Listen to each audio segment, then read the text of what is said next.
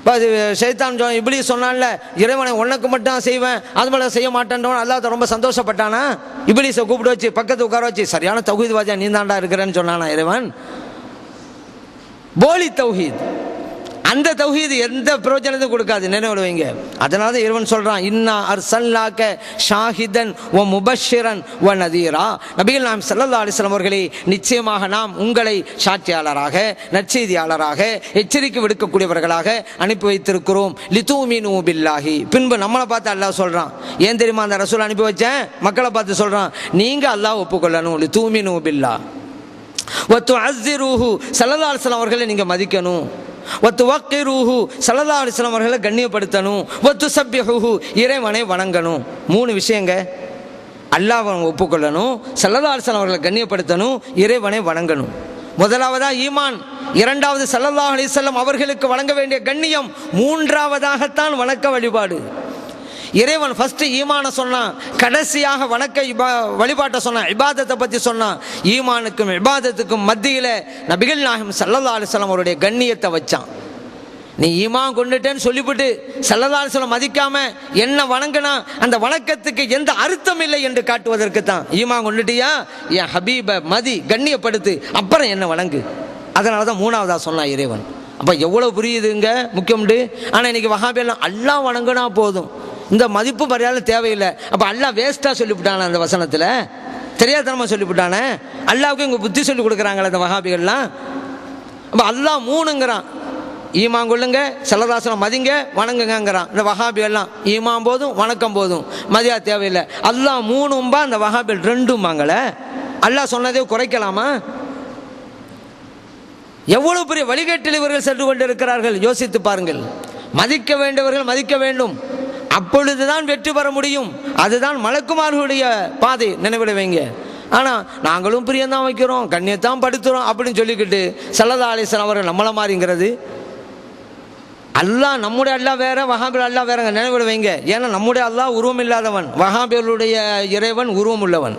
அவங்க ஒரு தனி ஒரு வணக்க ஒரு புதிய மார்க்கத்தை உண்டு பண்ணிக்கிட்டாங்க.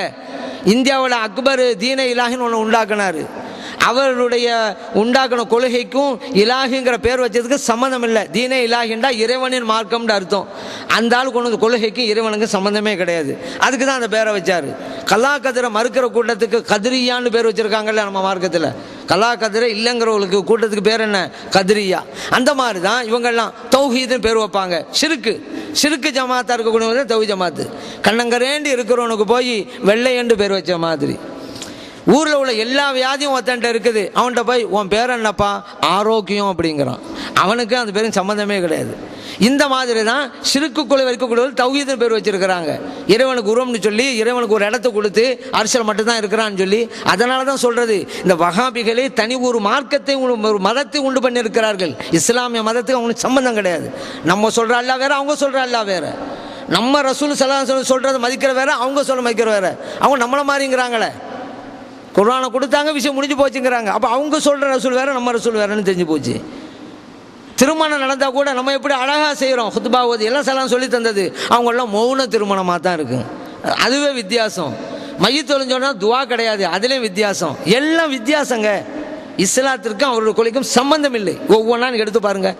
தொழுகையிலே இருந்து, இறைவனுடைய நம்பிக்கையிலிருந்து மற்ற எல்லா விஷயத்தையும் எடுத்து பாருங்களேன், இப்படி தான் இருந்துகிட்டு இருக்கு.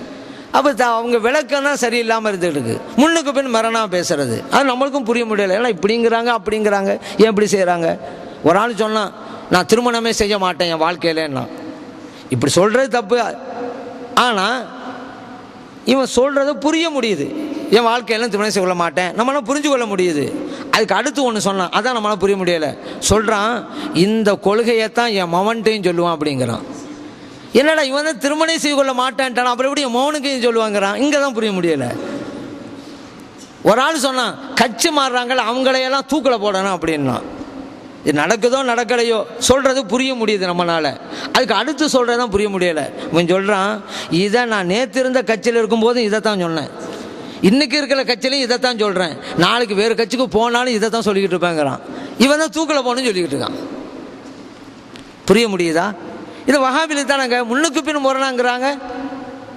குர்ஆன் ஹதீஸை பின்பற்றோம் அப்படிங்கிறாங்க. குர்ஆன் ஹதீஸுக்கும் சம்பந்தம் இல்லாதவர்களாக அல்லவா இவர்கள் இருக்கிறார்கள்.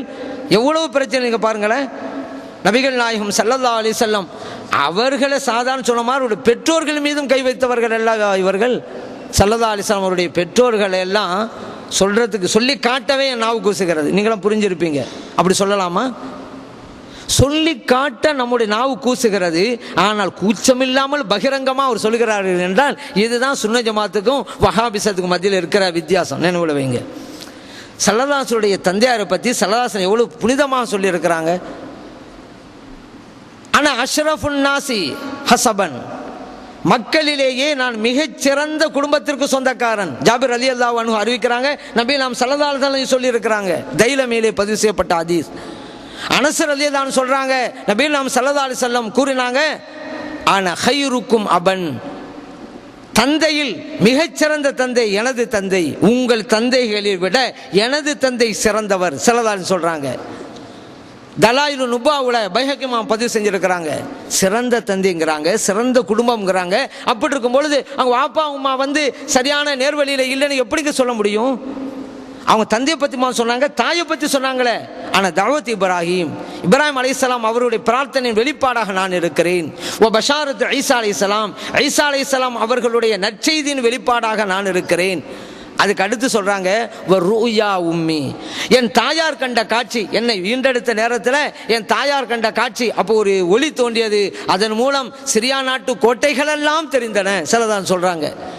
அஹ்மதில் பதிவு செய்யப்பட்டிருக்கு, பைஹக்கியில் பதிவு செய்யப்பட்டிருக்கு, ஹாக்கிமிலே பதிவு செய்யப்பட்டிருக்கு, தொபரானிலே பதிவு செய்யப்பட்டிருக்கு. ஸல்லல்லாஹு அலைஹி வஸல்லம் அவருடைய அருமை தாயார் ஸல்லல்லாஹு அலைஹி வஸல்லம் ஈண்டெடுக்கும் போது இப்படி பேருடைய பார்க்கிறார்கள். சிரியா நாட்டு கோட்டைகள்லாம் தெரியுதுன்னு சொன்னா இறை நேசரா இருக்க போய் தானே இந்த அற்புதம் எல்லாம் தெரியும்.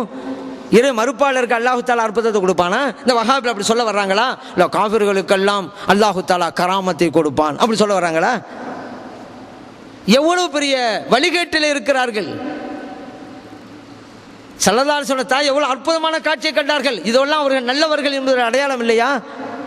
ஸல்லல்லாஹு இன்னும் சொல்றாங்களே, லம் யஸலில்லாஹு யன்குலுனி மினல் அஸ்லாபில் ஹஸனா இலல் அர்ஹாமி தாஹிரா, பரிசுத்தமான தந்தைமார்களின் முதுகந்தண்டிலிருந்து தூய்மையான தாய்மார்களின் கருவறையின் பக்கம் இறைவன் ஒருவர் பின் ஒருவராக என்னை கொண்டு வந்துகிட்டே இருந்தான். தலாயிலு நுபுவா அபூ நுஐம் ரலியல்லாஹு அன்ஹு அவங்களுக்குரிய தலாயிலு நுபுவாங்கிற ஹதீஸ் கிதாபில் பதிவு செய்யப்பட்டிருக்கு. இதைத்தான் நம்ம மொழி ஷரீஃபில் கூட மாசால நூறு முஹம்மதின் முத்தனக்கிலா ஃபித் தய்யிபீன தாஹிரீன தவில் உலான் படிக்கிறோமே. ஹதீஸில் இடம்பெற்ற அதே வாசகம் அங்கே பரிசுத்தமான வழியாக வர்றாங்க. அவங்க அப்படி இருக்கும்போது ஸல்லல்லாஹுடைய தாய் தந்தை பற்றி இப்படி சொல்லலாமா? இதிலேருந்தே நீங்கள் புரிஞ்சுக்கிறங்க. இந்த வஹாபியர் சொல்றது சத்தியமா அசத்தியமா அப்படிங்கிறத பாரதூரமான ஆராய்ச்சி எல்லாம் தேவையில்லை. நமது உயிரில் மேலான கண்மணி நாம் ஸல்லல்லாஹு அலைஹி வஸல்லம் தாய் தந்தையர்களை குறை பேசுகிறார்களா? நிச்சயம் இவர்கள் வழிகட்டவர்கள் தான்ங்கிறத உறுதியா நம்புங்க. ஆராய்ச்சியெல்லாம் பண்ண வேணாம், தெரிஞ்சு போச்சு. வெள்ளிடை மலை நபிகள் நாயகம் ஸல்லல்லாஹு அலைஹி வஸல்லம் அவர்களை எப்படி மதித்தார்கள் அந்த சஹாபா பெருமக்கள், அதை யோசித்து பார்த்தார்களா? நபிகள் நாயகம் ஸல்லல்லாஹு அலைஹி வஸல்லம் அவங்க போல எந்த அளவுக்கு ஈடுபாடு கொண்டிருந்தாங்க அப்படின்னு சொன்னா, அப்துல்லா இப்னு சலாம் ரலியல்லாஹு அன்ஹு ஒரு தோழர் வந்தாங்க, மதீனா ஷரீஃபுக்கு வர்றாங்க, சஹாபி வர்றாங்க. அப்துல்லா இப்னு சலாம் ரலியல்லாஹு சொல்றாங்க, என் வீட்டுக்கு வாங்க. நபிகள் நாயகம் ஸல்லல்லாஹு அலைஹி வஸல்லம் வாய் வச்சு குடிச்சாங்களா பாத்திரம், அந்த பாத்திரம் நான் வச்சிருக்கிறேன், அதில் உங்களுக்கு தண்ணி ஊற்றி தர்றேன் வாங்க அப்படிங்கிறாங்க. புகாரிலே பதிவு செய்யப்பட்ட ஹதீஸ். எவ்வளவு மரியாதை பாருங்க. உடனே இந்த சாபி போறாங்க, எங்க வீட்டுக்கு வாங்க, நான் தண்ணி தரேன் சாப்பாடு தரேன்னு சொல்லலை. ஸல்லல்லாஹு அலைஹி வாய் வச்ச பாத்திரம் இருக்குது, அதில் ஊற்றி தர்றேங்கிறாங்க. எப்படி கண்ணியப்படுத்தினாங்க! அந்த பாத்திரம் கூட கண்ணியப்படுத்தப்படுகிறது, மரியாதை அளிக்கப்படுகிறது. ஏன் ஸல்லல்லாஹு அலைஹி வஸல்லம் அதை உபயோகிச்சாங்கிறதுனால. இப்படி அல்லவா அந்த சஹாபா பெருமக்களுடைய கண்ணோட்டம். ஆனால் இந்த வஹாபிகள் அந்த ஸல்லல்லாஹு அலைஹி வஸல்லம் அவர்களையே நம்மளை மாறிங்கிறாங்களே, எவ்வளவு பெரிய வழிகேடு இது அப்படிங்கிறத நாம் புரிந்து கொள்ள வேண்டும். நபிகள் நாயகம் ஸல்லல்லாஹு அலைஹி வஸல்லம் நம்மளை மாதிரி அப்படிங்கிறாங்க. ஸல்லல்லாஹு அலைஹி வஸல்லம் துணவியரை பார்த்து அல்லாஹ் சொல்றான், நீங்க மற்ற பெண்கள் மாதிரி இல்லை அப்படிங்கிறான். யா நிசா அன் நபியி லஸ்துன்ன கஅஹதிம் மினன் நிசா. ஸல்லல்லாஹு அலைஹி வஸல்லம் அவருடைய துணவியர்களே, நீங்க மற்ற பெண்கள் மாதிரி இல்லை, நீங்க வேற மற்ற பெண்கள் வேற. இந்த சிறப்பு ஸல்லல்லாஹு அலைஹி வஸல்லம் துணவியருக்கு எப்படி கிடைச்சிச்சு? ஸல்லல்லாஹு அலைஹி வஸல்லம் அவருடைய துணவியர்கள் என்கின்ற ஒரே காரணத்தினால் கிடைத்தது. அதனால மற்ற பெண்கள் மாதிரி இல்லை. இறைவன் நம்மளை பார்த்து சொல்றானுங்க, குன்தும் ஹைர உம்மத்தின், நீங்கள் மிகச்சிறந்த சமுதாயம் என்று புகழ்ந்து பேசுறானே. நமக்கு இந்த சிறப்பு எப்படி கிடைச்சிச்சு? மற்ற எந்த நபியுடைய உம்மத்தை நம்மள மாதிரி இல்லைங்க, நம்ம வேற அவங்க வேற தான். மற்ற உம்மத்துகள் நம்மளை மாதிரி இல்லை. இந்த சிறப்பு எப்படி கிடைச்சிச்சு? ஸல்லல்லாஹு அலைஹி வஸல்லமுடைய உம்மத்துனுங்கிற ஒரே காரணம் தானே.